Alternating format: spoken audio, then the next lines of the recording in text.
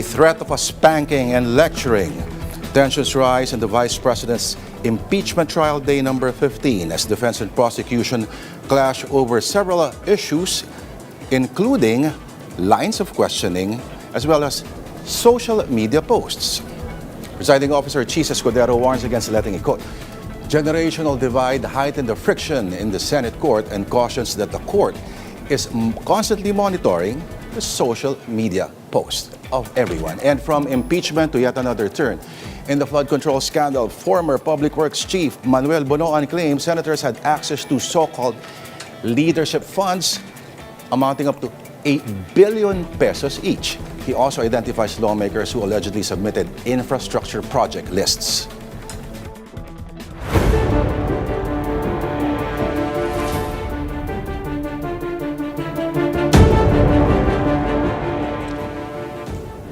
You're watching Political Beat. I'm Lourdes de Vera. Heated exchanges erupted between prosecution lawyer Lorna Capunan and defense counsel Christine Ferrer during day number 15 of the impeachment trial of Vice President Sara Duterte. And for a recap of today's proceedings, we talked to our mobile journalist, Merimon Reyes. Merimon, okay, bago tayo pumunta doon sa sagupaan ng mga abogado, meron ba tayong narinig na bago sa testimonya ni Sailin Del Campo ngayon? Lord, yung isang binanggit kanina ni State Auditor Sailin Del Campo na pwedeng nakita nating bago ay yung tungkol doon sa tanong ni Senator Judge Bam Aquino kung maaari bang mag-trigger ng investigation ng COA kapag kami nakita silang either questionable pagdating sa mga pangalan ng acknowledgement receipts. Ang sabi kasi ni Senator Judge Bam, may mga abogado na raw silang nagtanong kay former Commissioner Heidi Mendoza na sinabi pwede raw mag-trigger ng investigation kung sakali. Ang sabi naman dito ni Del Campo, currently pinag-aaralan daw ito pero it is possible and should there be a need para magkaroon ng investigation dito for fraud, for possible fraud based doon nga sa mga pangalan, maaari daw silang magpatawag ng investigasyon tungkol dyan. At sinabi rin naman ni Del Campo, hindi raw ibig sabihin na funny o katawa-tawa yung pangalan na nakikita doon sa mga resibo, hindi daw ito totoo o fictitious. Pero ang sinasabi nga lang din ni Del Campo, compliance audits, documents-based, at ina-assume na nila yung regularity ng mga pangalan dahil nakabase nga lang sila sa mga dokumentong pinapadala sa kanila ng mga ahensya for liquidation. Lord. Okay, doon sa cross-examination, nainis si Attorney Capunan nung after nung yung manifestation ni Attorney Lorna, itong si Attorney Ferrer ay ginamit din yung same documents for their cross-examination. Okay, ano ba nangyari doon?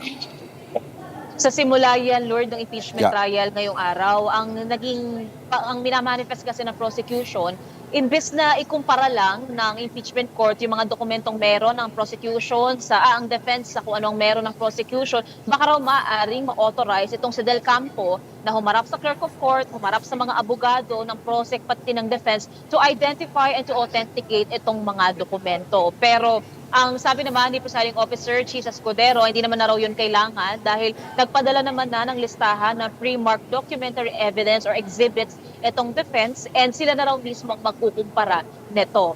Kaya doon naman sa part na yon, na-resolve naman na siya sa pagsisimula ng impeachment trial. Lourdes.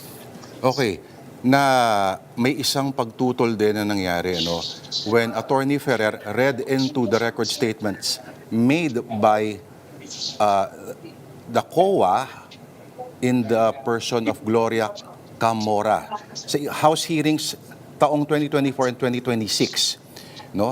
Ano bang tinutulan doon ni Attorney Capunan? Lord, actually, sana rinig natin medyo choppy lang yung signal. Pero yung ilan sa mga nagiging objection naman ng part ng prosecution kanina ay may kinalaman sa either misleading na raw, wala na raw kabuluhan doon sa cross-exam, yung topic na kina-cross-exam, o kaya naman argumentative na raw yung binabatong tanong ng depensa sa kanilang cross-examination.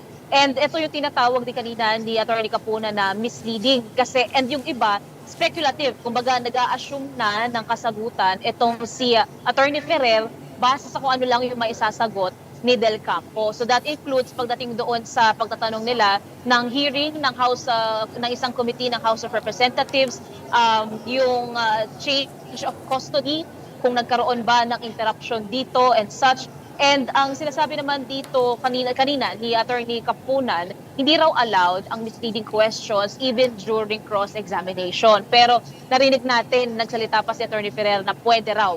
Pero narinig din natin si Attorney Kapunan na sinabi hindi niya na raw dapat pang lecturean itong si Attorney Ferrer tungkol daw sa mga ganon. Pero nag-intervene naman itong si Presiding Officer Escudero na pinababa yung tensyon na lahat naman daw members of the bar and wag naman daw hayaan na yung nakikitang parang generational gap maapektuhan yung daloy ng proceeding. Ano lang, paki-explain nga, Marymon, ano ang generational gap doon, yung generational divide na tinatawag? Hindi lang naman yun sa actual na mga edad nila, di ba? Pero ito ba sa methods ng kanilang litigation style, sa mga references sa kanilang pagtatanong? Lord, walang sinabi na ibang, kumbaga, to put context doon sa nasabi ni Presiding Officer Escudero tungkol dyan. Pero yung isang malinaw kasi na observation dito is iba yung age gap ni Attorney Kapunan compared dito kay Attorney Ferrer. Pero sinabi rin naman kanina ni Attorney Ferrer na nirerespeto niya raw itong si Attorney Kapunan. Matter of fact, idolo niya raw ito. Pero sabi I'm naman stopping ni you there, Attorney Kapunan, Counsel. baka raw maging eulogy na. Buhay pa naman daw siya, okay pa naman daw siya.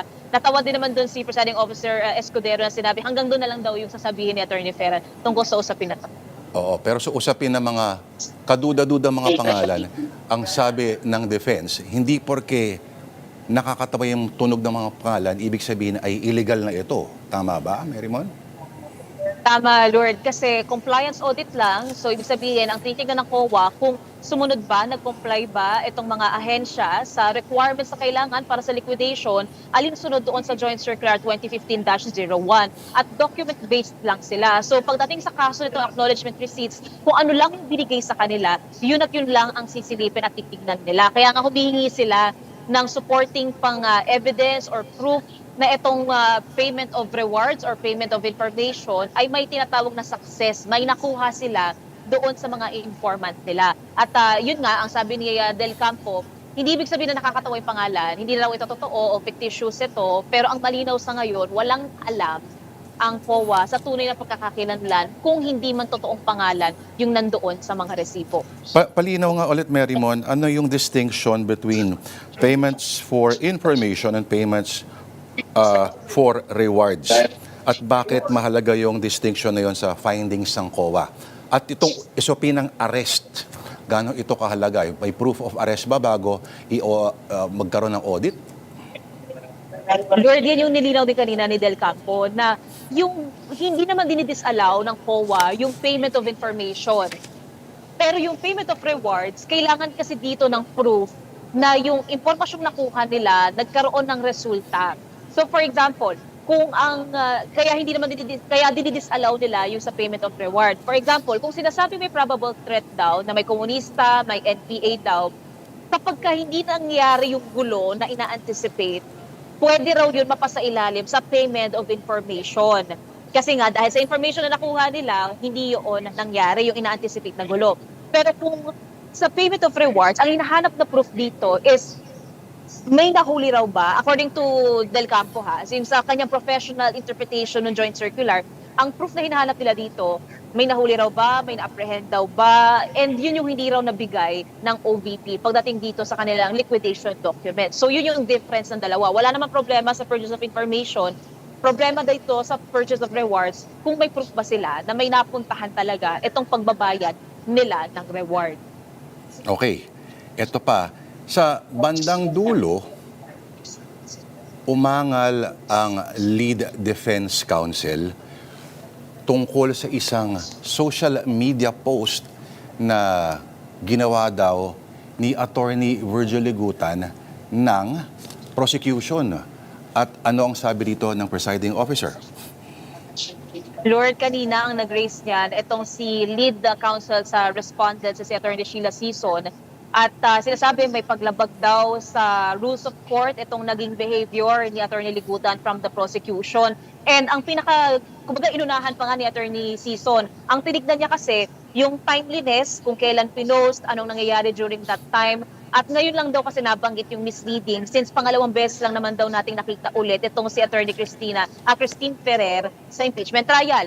So, since nag-raise ng concern naman dito ang Counsel for the Respondents, ang sinabi naman ni Presiding Officer Escudero, actually may binubuo na raw siyang ruling dito. Dahil may naoobserbahan siya na may isa sa dalawang panig ang sobra-sobra na raw talaga yung ganitong paglabag sa tinatawag na subjudice rule. Ibig sabihin, ito yung pinagbabawal yung mga taong concerned dito sa proceeding na magsalita o magbigay ng komento na pwedeng makaapekto sa merits ng kaso, sa merits ng proceeding. Kaya by Monday, ang sabi naman dito ni Impeachment Court Spokesperson Attorney Reggie Tonggol, doon natin pwedeng marinig yung ruling ni Presiding Officer Escudero. Pero kanina, nakausap din natin si Attorney Liguta, nagsabi siya kung may natamaan daw, sorry.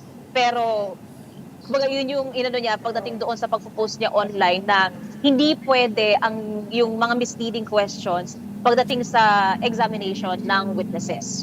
Oo, parang every law teacher and student, etc. knows that misleading questions are not allowed. Pero ang tono kanina ni Attorney Sison, galit talaga eh. Kala mo sinudog yung bahay niya ni Attorney Ligutan eh. And ang nasabi kanina ni Attorney Tonggol, ang pinakamalala raw na consequence sa pwedeng ipataw nitong hukuman sa mga counsel is yung ma-cite daw for contempt. So pwedeng ma-detain hanggat papayag daw o magbibigay ng promise na susunod na raw sa rules of court, pati sa Senate rules on impeachment proceedings.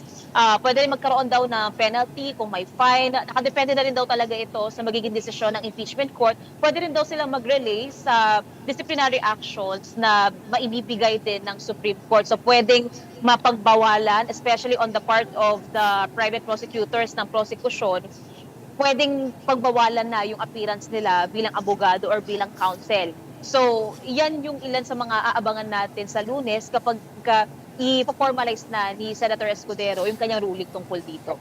Yan ang sa ilalim ng Senate Impeachment Rule number 18, where parties, counsel, senator, judges are strictly prohibited from publicly discussing the merits of an ongoing impeachment case. Pero take note sinama rin dyan ang senator judges. Oo. Speaking of senator judges, kamusta na yung... Okay, pero Merimon, ang ending, sinabi ni Senator Escudero, the presiding officer, na I'm watching all of you. No, so dapat mag-ingat daw ang lahat at ikaw ba Merimon, sinusundan mo ang mga social media feed nitong mga counsels from both parties? Sorry Lord, medyo naging choppy tayo sa dulo.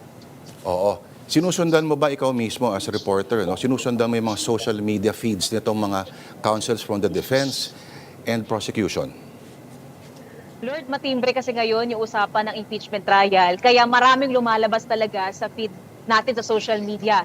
So, on the part of even legal luminaries, maraming nagpo-post din online, mga nagpo-post ng kanilang commentaries or yung pananaw nila tungkol dito sa proceeding, hindi sila nawawala online. Pero ang isang nililinaw din dito ni Attorney Tonggol ng impeachment court, pagdating sa senator judges, only they can police each other. And kung ano man yung mga tanong na ibabato nila, nakadepende pa rin daw talaga yan kasi sa senator judges. Pero ang malinaw, binabantayan pa rin naman daw ng presiding officer yung behavior, yung decorum ng senator judges, and especially dito sa prosecution and sa defense. And kung sakali man na magkaroon ng ruling na merong nalabag talaga dito sa Senate rules on Senate rules on impeachment proceedings pati sa rules of court, kailangan daw merong parang motion for reconsideration mula sa senator judges para ma-reverse. Kumbaga kung may counsel na ipagbabawal na muna na mag-participate dito sa trial proceedings, kailangan may mag-raise na senator judge to reconsider ng presiding officer. Pero kung wala, yun at yun ang magiging hatol ng impeachment court. Naku, pero inisip ko ngayon, Merimon, ang mga press conferences ng prosecution, na marami yung mga yun, periodic yun, napakaraming press conferences sila at yung pag-discuss sila doon sa mga merits ng kaso ay labis-labis talaga. And Lord, ang sinabi dito ni Presiding Officer Cheese, may naobserbahan na raw siya Pero hindi niya pa sinasabi kung alin, kung defense ba o prosecution yung sumablay. Kumbaga sobra-sobra na yung kanilang mga remark, yung kanilang mga komento. And kung babalikan natin, mga 2 weeks ago, na bring up din sa impeachment court yung kung pwede bang magtalaga ang defense at ng prosecution ng ibang spokes at hindi itong mga counsel na nakasalang sa podium kapag nagpapatuloy yung proceeding. Pero during that time, until now, si Attorney Benjamin Tolosa naman sa prosecution still at saka si Attorney Michael Powa on the defense naman, sila pa rin. So we'll see kung magkakaroon ng changes dito na iba na talaga yung magsasalita lang for the prosec at saka magsasalita lang for the defense. In short, iba yung magsasalita sa press conference, iba rin yung nandun sa korte. Parang ganun, Marymon. Pero kakambyo ko, nag-usap na ba yung dalawang medyo nagkiskisan kagabi? Yung isa nagsabi na walang ganyan drama-drama dito sa Senado. Yung isa naman sabi, manalamin ka muna.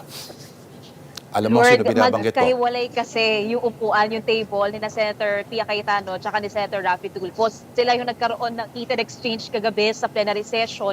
Si Senator Pia kasi kapag impeachment trial, kanina nakita natin, sa bandang harapan siya, Senator Raffy nasa likuran. So hindi natin masyadong nahagilap na kung nagkaroon sila ng chance na mag-usap, wala naman din tayo nakita kaninang sobrang nagkaroon ng exchanges din among the senator judges kasi more on clarificatory questions and interjections yung kanilang naging papel dito kay Del Campo. And even naman dito sa plenary session, wala pa rin naman so far tayong nakitang heated exchange between these two senators. Alright, at yan ang impeachment trial for the week. Day number 15. Monday ulit magre-resume pero tuloy-tuloy lang ang regular sessions ng Senado bukas. Tama, Marymon, ano? Tama, Lourdes. Pero yung wala pang final say ang impeachment court kung mauusog na ba ng hapon yung impeachment trial tulad ng nabanggit ni Majority Leader and Senator Judge Vic Zubiri. May caucus sila pero even kanina wala pang nababanggit. Kaya Monday next week, 10 a.m. pa rin ang pagsisimula ng impeachment trial hanggang alas 3. Pwera na lang kung kakailanganin mag-extend tulad kanina para matapos na yung nakasalang na testigo. At yung Thursdays and Fridays, nakalaan ito para sa committee hearings ng Senado and especially come September kapag sumalang na dito at ipaprocess na rin ng Committee on Finance, ito namang budget for 2027. Alright, o nga pala, budget season na pala. Magrerenta sila sa PICC. Maraming salamat sa iyong ulat, ang ating mojo sa Senado, Marymon Reyes. Alright, please don't go away. Just a quick nod to capitalism and political beat. We'll be back after this quick break.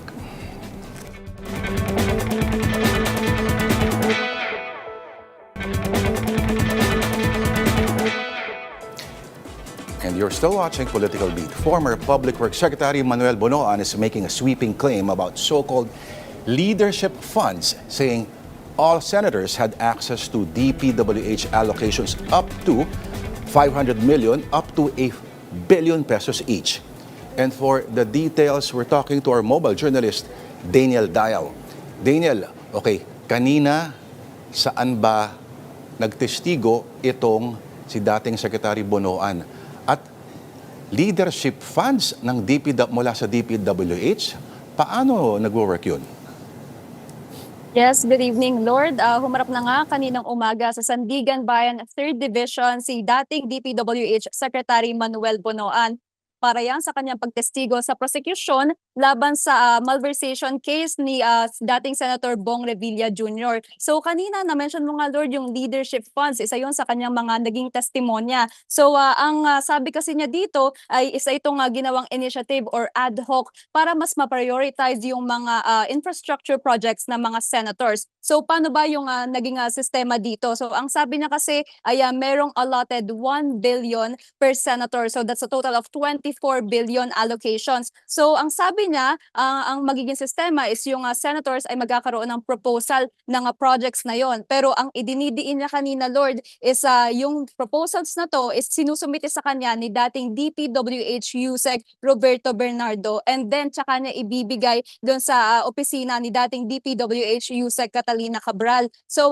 parang ang pinaka-pinopoint niya dito is hindi siya nakikipag-usap kaya dating Senator Bong Revilla Jr. at sa iba pang mga senators na nag-propose nga ng project. So maliban doon, isa yan nga sa mga sinabi niya at may mga lumutang din na pangalan na bago aside from Senator Jinggoy Estrada, ex-Senator Bong Revilla, ay nasabi din niya si Senator Bongo and then si Senator Robin Padilla. So sila din daw yung nag-propose ng budget for infrastructure projects. So apart from that, yun nga tama yung sinabi mo kanina, Lord, pagdating dito sa allocation ay may 24 billion pero kapag chairman ka lang, yun lang yung magkakaroon ka ng 1 billion. So given na si Senator Revilla ay chairman ng Committee on Public Works, so ibig sabihin nagka-allocate siya ng 1 billion. And then yung mga hindi naman na senators na chairman or hindi chairman na senators ay merong allocation of 500 million. So kanina, Lord, nasabi rin na sa year 2025 ay lahat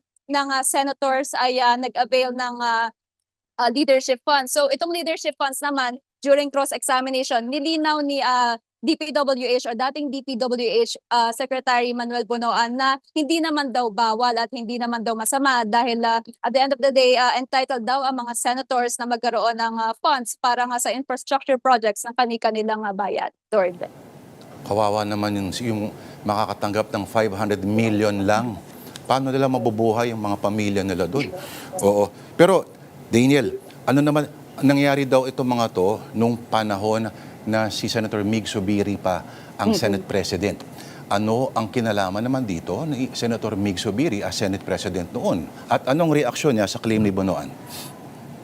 Yes, tama ka dyan, Lord. Ang sabi kasi ni Bonoan or ni dating DPWH Secretary Manuel Bonoan na ang responsible daw or yung may discretion sa paglalatag ng parameters and ng budget allocations is yung Senate President. So yung Senate President that time is si Senator Mig Zubiri. So ito nga yung sinasabi niya na may 1 billion allocation per senator, 500 million kapag hindi chairman, 24 billion in total. Pero kanina naglabas ng statement si Senator Mig Zubiri stating na wala daw siyang hinandle na project request. So ang pinaka point ng kanyang statement is that yung budget request or yung project requests ay dumidirekta sa Senate Finance Committee. So so far, yun yung meron tayo for now and then nakatutok naman tayo kung maglalabas din ng statement yung mga nasabing senador na si Senator Robin Padilla and si Senator Bongo. Lord. Nako. So lahat pala, no? Parang walang malinis sa kanila lumalabas. Parang ganun. Ano pa ang ibang... okay, nung tinanong si Bonoan whether he himself ay nakatanggap ng kickback, alam naman, umamin ba siya? Yes, Lord. Tama ka dyan. Alam mo, in-expect din natin yan. Personally, I expected na itatanong din yan ni Associate Justice Carl. And then, kanina, nung tinanong yan, the room went silent, Lord. And then, isang statement lang yung binigay ni dating DPWH Secretary Manuel Bonoan. Ang sabi niya, I invoke my right to self-incrimination. So Alam mo wala na. siyang ibang statement na sinabi, hindi rin niya in-explain, pero posible kasi dahil may kinakaharap pa siyang pending cases ng graft and plunder dito sa Sandigan Bayan niya. Okay, pero tuloy pa rin ba yung pagiging state witness niya in spite of the objections of the Ombudsman? Yes, Lord. Okay, linawin lang natin. As of now, Lord, hindi state witness si dating DPWH Secretary Manuel Bonoan. So kasi in-erase yan ng Ombudsman prosecution para nga daw gawing state witness si dating DPWH para mag-testigo doon sa mga related flood control cases. Pero as of now, kasi kahapon ay nagkaroon ng parang trial or pre-trial doon sa kanyang pag-arraignment. So ang sabi kasi doon is in-erase ng prosecution pero hinihintay pa yung oral arguments ng depensa. So yan yung tututukan natin sa August 18 dahil yun yung resume ng kanyang draft trial, Lord. So hindi pa pala. Yes. Hindi pa confirmed. Kasi isang requirement dyan, hindi ka dapat yung pinaka-most guilty. Considering ikaw yung sekretary ng departamento, ibang usapan yun. Alright? So, on that note, hindi pa tayo tapos. Daniel, ano pa ang mga lumabas doon sa kanyang pagtestigo kanina at ano pang mga info dapat nating malaman? Yes, alam mo kanina, Lord, ma-share ko na lang din. Kanina kasi we were expecting na darating siya na naka-wheelchair, na naka-face mask. Kasi nga, as of now, nasa PNP General Hospital siya because of hospital arrest dahil meron nga siyang diabetes, chronic kidney disease at iba pang ailments. So kanina nung dumating siya doon, is wala naman ng wheelchair and nakakapaglakad siya. So very fit para magtestigo. So apart from that, ayun nga nasabi natin yung mga testimonies niya when it comes to leadership funds, and apart from that, yun nga dinidiin nga niya na si dating DPWH USEC Roberto Bernardo yung mga nakikipag-deal doon sa mga opisyal ng gobyerno. So ang sabi niya dito, Lord, is magkumpadre daw si dating DPWH USEC Bernardo at si ex-Senator Robin Padilla, Senator Bong Revilla. So, okay, tinawag ko lang, Senator Bong Revilla, Lord. Okay, so si Senator Bong Revilla daw at si Yusek Bernardo ay magkumpadre. So, ang sabi niya, nagkakaroon siya ng chance to meet with Senator Bong Revilla dahil ito nga yung chance para to talk about Committee on Public Works. Pero hindi niya man din niya sinabi na natatandaan daw niya na nagkaroon ng leadership funds na pag-uusap sila. So, mostly all about public works. Pero then again, hindi malinaw kung napag-usapan yung leadership funds. Minsan mahirap yung ganung buhay, ano? Yung mga 500 million, 1 billion, nakakalimutan mo kung nakatanggap nga ba ako ng kalahating bilyon? Oo. Pero kanina may mga senador na sinagot na yung Of course, dinay-deny na nila. Siguro kanina lang, nagbigay ng speech yung iba sa kanila. Sigurado ako wala namang aamin dyan, Your Honor, na opo, nakatanggap nga po ako, no? Okay. So, abangan natin ang susunod na kabanata. At pag kinalkalyan ng Sandigan Bayan, anong pwedeng kaharapin itong mga senador na ito?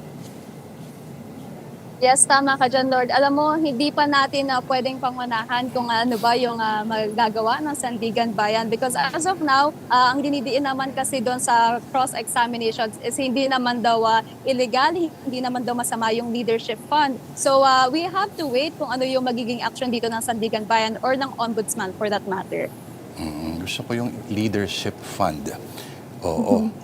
Okay. So, nire-reconsider din pala, no? Sabi ng may mga i-reconsider si Bunoan as a state witness. Yes. Oo. Kasi last week, parang pinapatanggal na as co-accused. Daniel. Alright. So, abangan natin ang susunod na kabanata. Daniel Dayaw, ang ating mobile journalist. Thank you very much. Gandang gabi. All right, Political Beat will be back after this break, and we'll talk about debt.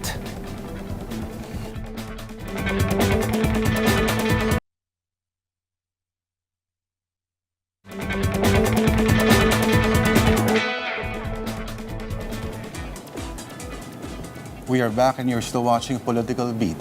President Marcos says that the country's garbage problem has become critical after seeing firsthand the tons of waste clogging waterways in Pasay and Parañaque. And mobile journalist Julie Baiza joins us for the details. Julie, magandang gabi. Yes, magandang gabi, Lord. Kaninang umaga nga in-inspection ni Pangulong Bongbong Marcos yung ongoing clearing at saka waste collection operation sa bahagi ng Baclaran at saka doon sa Manila Bay, malapit sa Jokno Pumping Station sa Pasay City naman. Nakita nga kanina ng Pangulo yung sinasabi ng dagat ng basura pagkatapos ng pag-ulan ng ilang araw. Ang sabi ni PBBM, nung initially nag-agree siya na sinabi nga niya na garbage crisis, maituturing na nga na garbage crisis, but eventually kasi ang sabi niya ay critical lang daw. Critical na problemang kinakaharap, yung problema nga sa basura sa bansa. As sabi niya, I wouldn't call it a garbage crisis, but that is a problem that we are facing. Ngayon, ang sinasabi niya, ang mahirap daw na gawin, yung sistema, yung technical side. Kasi ang pinupush, kahapon pa rin naman nasabi, is yung waste to energy program.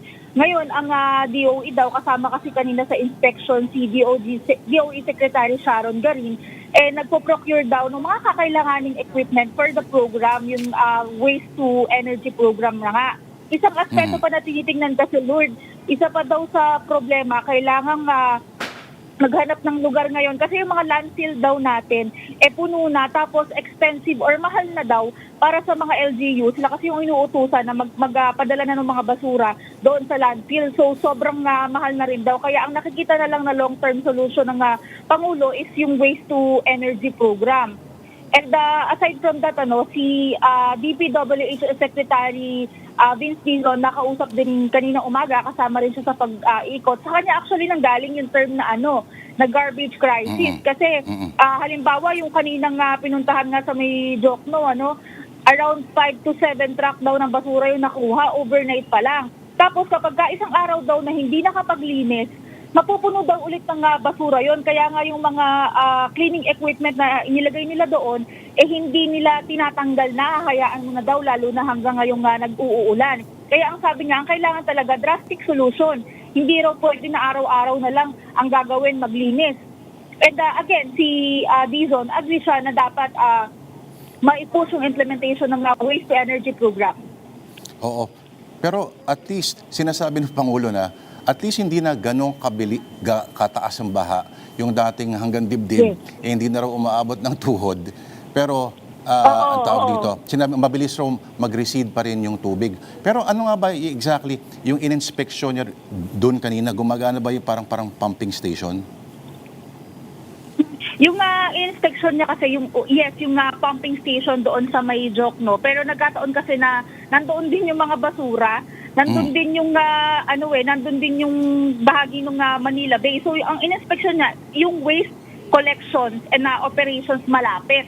So ang sinasabi nga niya, kaya kailangan malinis din yung paligid kasi 'di ba yung mga pumping station, yun yung mga madalas na nababarahan, yun yung madalas na nagkakaroon ng problema, pumapalya. Kaya nga the other day, ang in-inspection naman niya yung mobile pumping station. Kasi kapag nagkakaroon nga ng aberya doon sa paggana ng mga pumping station na nakapwesto na doon sa lugar, kinakailangan nilang i-deploy yung mobile. Okay. Julie, after that, saan pa ba umikot ang Pangulo? At may tanong ako, di ba normally pag mga gantong may habagat, pumipwesto yung Pangulo sa may NDRRMC Command Center?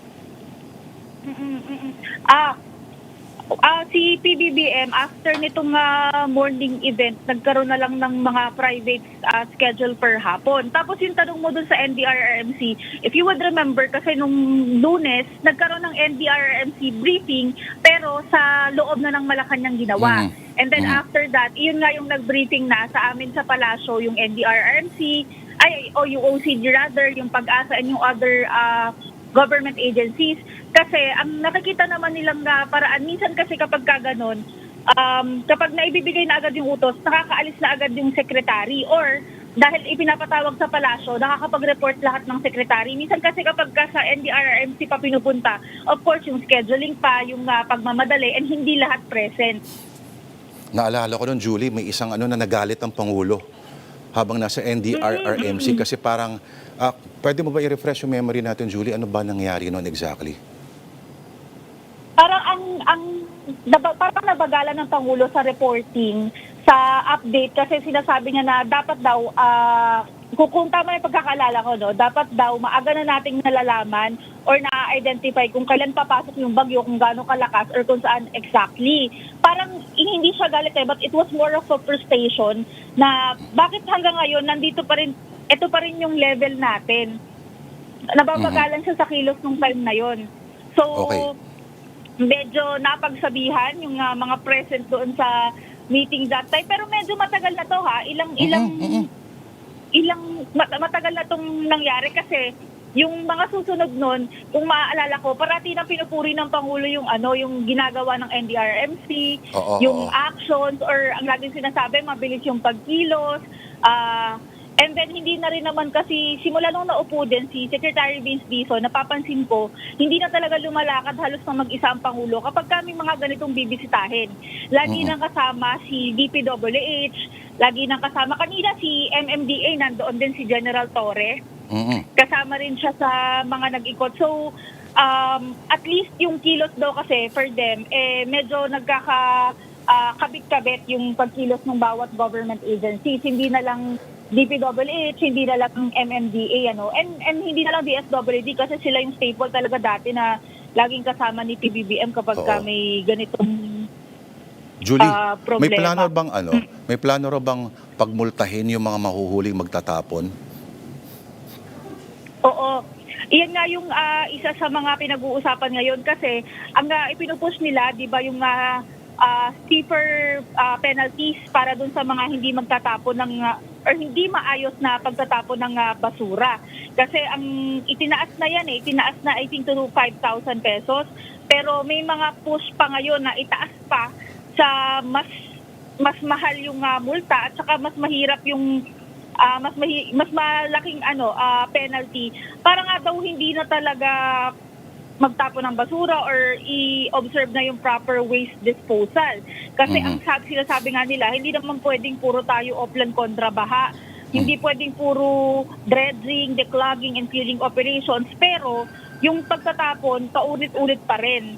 So yun, itinanong din kanina kay PBBM na meron bang other proposals na tinitingnan doon sa pag-imposition nga ng stiffer penalties. Ang sabi niya, yun, kailangan din daw, umamin naman siya na kailangan din talaga natin ng lugar na mapagtatapunan ng basura. Yun daw yung isa sa mga unang problema. No? Hindi naman daw kasi pwedeng i-fine or pagmultahin lang yung mga tao for not throwing their garbage properly, pero wala naman daw kasing maayos na basurahan. Kinompare nga ni PBBM kanina sa Japan, yung Pilipinas, ang sabi niya, yung pag makikita daw sa Japan, hindi daw basta-basta tinatapon ng mga tao yung basura nila. They keep it in their pocket o kaya iniintay pang makauwi bago itapon. So, yun yung first problem. Kailangan daw merong maayos na mapagtatapunan ng basura. And for sure naman daw, aware daw yung tao dun sa mga fines or punishment na ipatutupad kasi wala naman daw gustong ma-penalize, diba? Parang hindi mo naman gusto na mapagmulta ka. Kaya dapat bigyan sila ng tamang basurahan. Ganon daw kasimple yung simula nung steps na gusto nilang ipagawa. And then itong si DPWH kahapon, sinabi din naman niya na dapat, it was Yuse Claire, sorry. Si Yuse Claire naman yung nagsabi kahapon na dapat katuwang din yung LGUs kasi sila nga yung nakakakita nung mismo mga pagtatapon ng basura. All politics is local. Yes, sila nga din daw dapat yung mas mahigpit or alam naman daw na nagkatrabaho yung LGU pero magdoble kayod para makatulong din ng national government. So, yun yung mga problema. Ang biruan nga namin problema sa basura natin ngayon kasi parang previously hindi naman natin pag-uusapan masyado to, di ba? It was the Metro Manila Council, mga mas local na issue siya pero ngayon dahil nga natawag ng garbage crisis, medyo naging national na yung problema. And si Pero Secretary tandaan din, mo. sinabi niya kanina. Julie, tandaan mo. Okay. Ayon sa mga advocates ng recycling, gayon din sa mga gumagawa ng ilang mga pelikula at ang gumagawa din yung mga naghahatid ng mga pera-perang maleta. Slogan nila, may pera sa basura. May pera sa basura, oo. Pero si Secretary din kanina sinabi nga niya na hindi na lang din naman daw sa Metro Manila yung problema dito sa basura. Ang sabi nga niya, even sa ibang lugar din talaga sa bansa kasi minsan nga daw yung outside Metro Manila yung basura sa Manila na lumulutang. So parang talagang may problema daw sa proper waste disposal sa buong bansa na. Yeah. Kaya din Okay. naman natawag niyang crisis kasi yung crisis na yan, pa din mismong term na pinagdedebatihan pa rin nila Hindi na mawawala yan. Anyway, maraming salamat. Thank you sa iyong ulat ang ating mobile journal, Julie Baisa. Alright, Political Beat will be back after this quick break.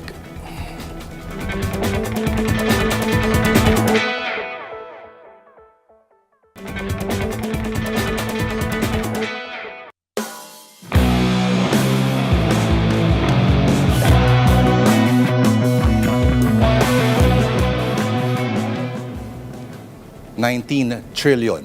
Think about it. The Philippine government's outstanding debt climbed past the 19 peso trillion mark in June, and according to the Budget Department, is projected to hit 21.4 trillion by the end of 2027. Naturally, we must immediately mutter the annual mantra of death is not necessarily bad. Quite so. Neither is fire, which cooks dinner, powers industry, and when entrusted to idiots, burns down the house. The proper question, therefore, is not why do we owe so much? It is what the hell did we buy? For 19 trillion, one expects to occasionally see or encounter signs of a functioning modern society. Perhaps a train that arrives on time, a classroom without 47 children or 57 children sharing one electric fan, a road requiring fewer archaeological expeditions into its potholes. The defenders will produce ratios. They always produce ratios. Debt to GDP, deficit to GDP, domestic versus foreign obligations. Charts will be summoned, economists deployed, and somebody will explain that everything remains, quote, manageable. This may all be perfectly correct, but there is a wonderfully Filipino absurdity in assuring a man whose house is underwater that the country's fiscal position remains within acceptable parameters. And remember the exquisite arrangement of public debt. The people who borrow the money are not necessarily the ones who will repay it. That honor belongs to future taxpayers, including children presently learning multiplication in half-submerged classrooms. Government has discovered what Mark Twain might have recognized as the highest refinement of credit, enjoying the banquet while leaving the check to someone who has not yet been born. None of this means the Philippines should stop borrowing. That would be childish. A developing country needs capital, but borrowing imposes a moral obligation more severe than merely paying interests. You must have something to show for it. Receipts. Because 19 trillion pesos is not just a statistic, it is a postponed form of taxation. It is future budgets already spoken for, and for every peso squandered on a useless project, an inflated contract, a mysterious insertion, or magnificent concrete structure leading from nowhere to nowhere is not merely corruption in the present. It is stealing from the future in installments. And that is the word of the Lord for tonight, the Political Beat. This Wednesday, the 12th of August, I am Lourdes de Vera. It's raining. Please enjoy the rest of the evening, and you deserve a big drink.